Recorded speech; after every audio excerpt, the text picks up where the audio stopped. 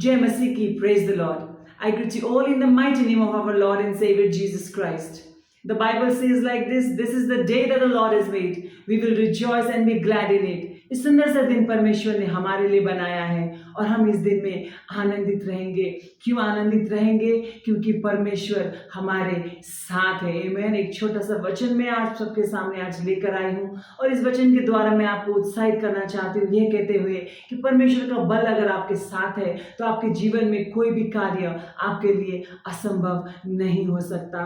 हम उस परमेश्वर की सेवा करते हैं जो अपने वायदों को पूरा करने के लिए कोई भी असंभव बातों को संभव कर सकता है। हमारा परमेश्वर इंसान नहीं है जो झूठ बोले, और जैसे कि उसने अपने वचन में कहा है, हम पढ़ सकते हैं Psalm 29 वर्स 11 में, यहोवा अपने लोगों को बल देता है और उनको शांति की आशीष देता है। जब परमेश्वर अपना बल हमको देता है तो हम जीवन से भी बढ़कर बन जाते हैं। आमीन। हो सकता है आज अपने जीवन में आप ऐसे परिस्थिति में हो जब आप अपने आप को कमजोर समझ रहे हो, छोटा समझ रहे हो, तुच्छ समझ रहे हो और ये सोच रहे हो कि इतने बड़ी दुनिया में मैं कौन हूँ, मैं क्या कर सकता हूँ या कर सकती हूँ, मैं तो इतनी कमज़ोर हूँ। मैं आज आपसे ये कहना चाहती हूँ कि परमेश्वर जो आपका चढ़ रहा है, जब उसका बल आपके साथ है तो आप कमजोरी में भी विजय को देख सकते हैं, अपनी ताकत से नहीं लेकिन परमेश्वर के बल से।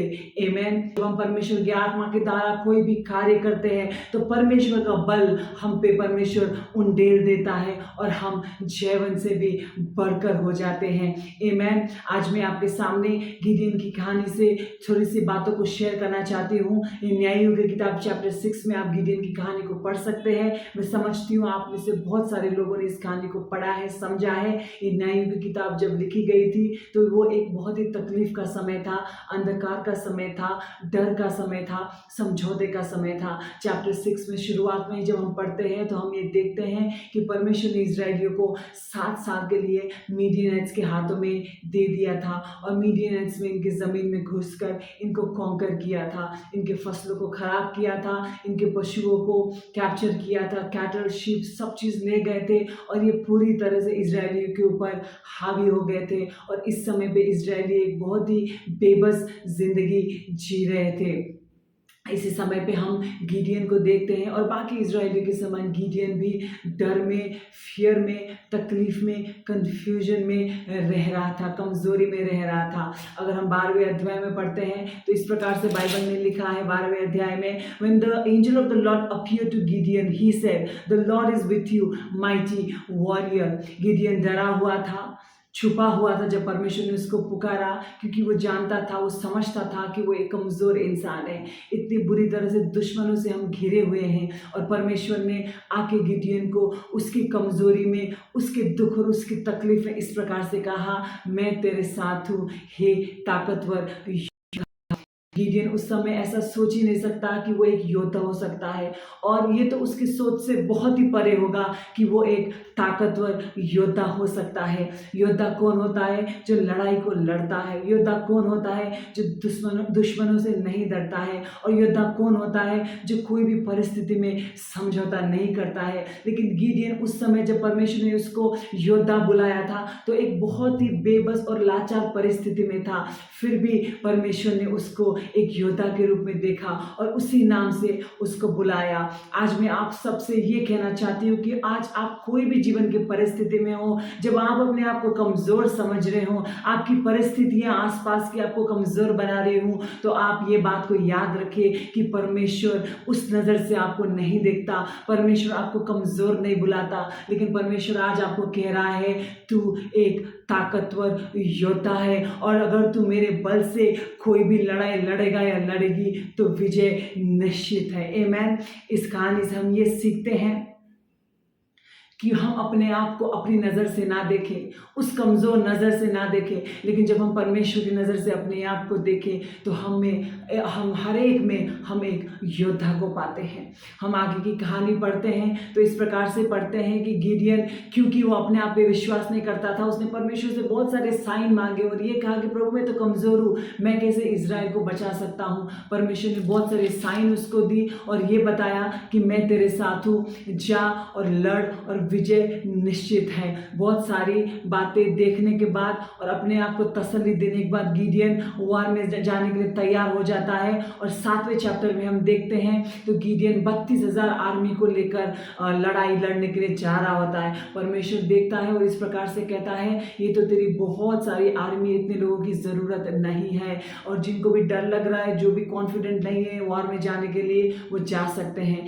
32,000 लोगों में से 22,000 लोग वो युद्ध की भूमि छोड़कर चले जाते हैं। परमेश्वर फिर भी गिडियन से इस प्रकार से कहता है, फिर भी बहुत सारे लोग हैं, 10,000 भी बहुत है, इतने लोगों की ज़रूरत नहीं है। और छाट कर एंड में परमेश्वर 300 लोगों को युद्ध में जाने के लिए तैयार करता है। ये सब परमेश्वर ने किस लिए कहा? क्योंकि इंसान ये ना कहे कल खड़े होकर कि हम अपनी ताकत से, हम अपने बल से, हमने अपनी इतनी बड़ी आर्मी से इस युद्ध को जीता। लेकिन परमेश्वर इस कहानी के द्वारा, इस बातों के द्वारा हमसे ये कहना चाहता है कि मुट्ठी भर लोग भी जब परमेश्वर की बल के साथ चलते हैं तो बहुत बड़ी आर्मी को ख़त्म करने के योग्य बन जाते हैं। आमेन। हमारी ताकत हमारे नंबर्स में नहीं है, हमारी ताकत हमारे पैसों में नहीं है, हमारी ताकत हमारे रिश्तेदारों में नहीं है, हमारी ताकत हमारे दोस्तों में नहीं है। ये सब चीज़ तो एक दिन आता है और कल को चला जाता है। लेकिन परमेश्वर जिसने अपने वचन में हमसे वादा किया है,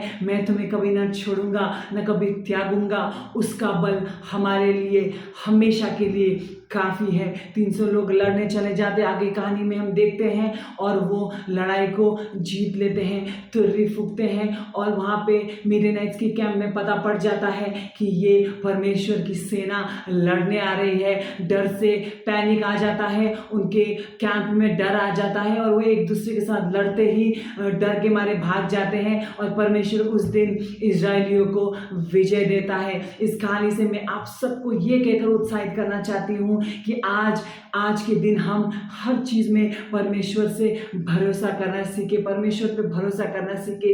गिडियन ने परमेश्वर के इंस्ट्रक्शंस को फॉलो किया, जो भी प्रभु ने कहा उसने किया, और उसने अंत में वो देखा जो वायदा परमेश्वर ने उसको बहुत पहले किया था, जब उससे पहली बार परमेश्वर से मुलाकात किया था और ये कहा था, तू एक ताकतवर योद्धा है। परमेश्वर ने इस बात को प्रूव किया था कि मैंने गिडियन तुझे ताकतवर योद्धा बुलाया है, तो मैं ये प्रूव करूंगा दुनिया के सामने कि तू ताकतवर योद्धा है।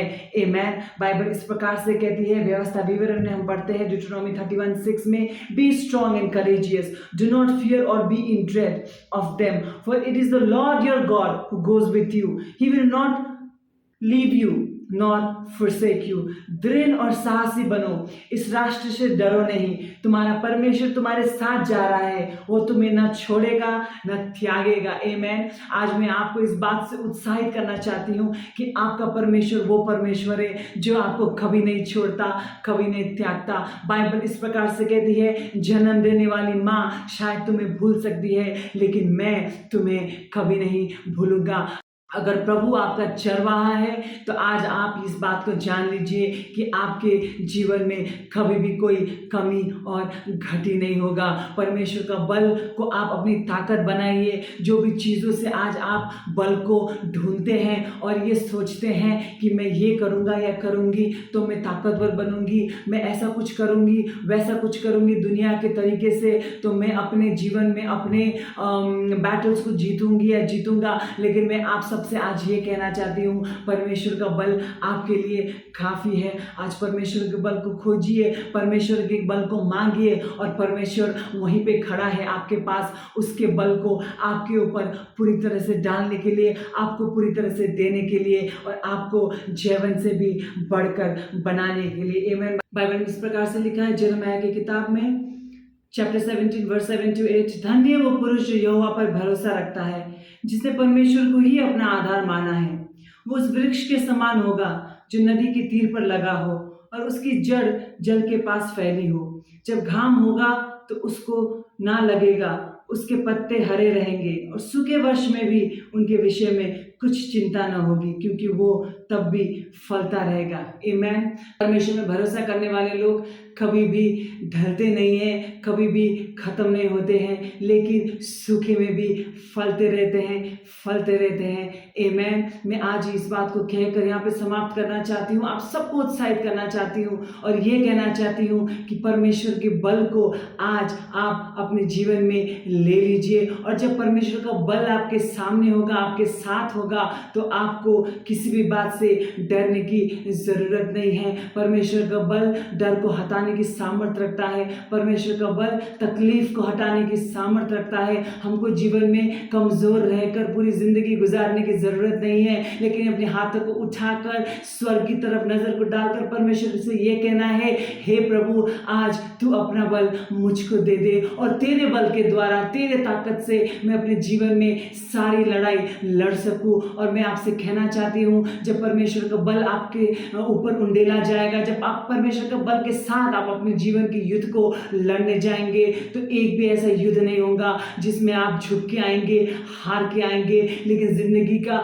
हर एक युद्ध, every battle you are going to win in the name of Jesus. Amen. आज मैं आपके लिए प्रार्थना करूंगी और परमेश्वर से ये कहूंगी कि जो भी लोग इस वचन को सुन रहे हैं, आज परमेश्वर का बल उनके जीवन में मिलने पाए, परमेश्वर का बल स्वर्ग से परमेश्वर आपके जीवन में भेजने पाए और उस बल के साथ आप अपने जीवन में आगे बढ़े और हर बैटल को जीते।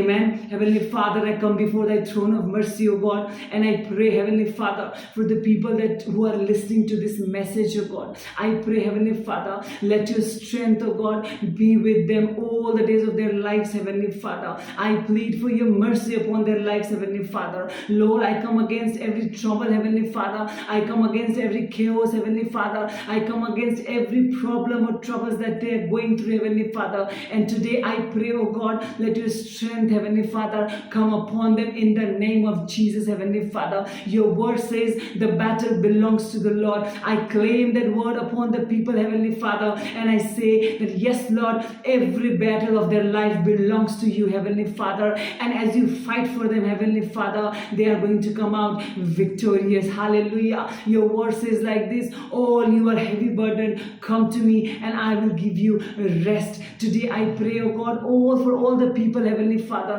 who are watching me this time, Heavenly Father, and we are asking in despair, Heavenly Father, for your strength to come upon their lives, Heavenly Father. Let them come to you, oh God, with all their heart, mind, soul, and strength, Heavenly Father, and let them find their rest in you, Heavenly Father. I give you all the glory, honor, and praises, oh God, for everything that you have been doing, oh God, in our lives, oh God, for everything that you are going to do, Heavenly Father. Thank you, Lord. Thank you, Master. Thank you, Father. Thank you, precious Holy Spirit. I give you all the glory, honor, and praises. Everything, Lord, I commit into thy precious hands. In the mighty name of Jesus Christ of Nazareth, I pray. And together we say, Amen, Amen, Amen. Hallelujah.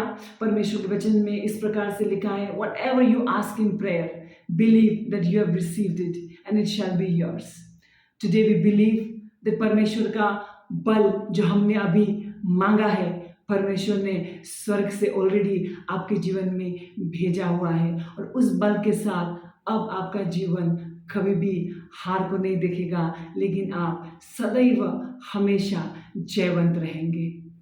Thank you so much. God bless you all. We remember you all in our prayers. God bless you. Thank you. Praise the Lord.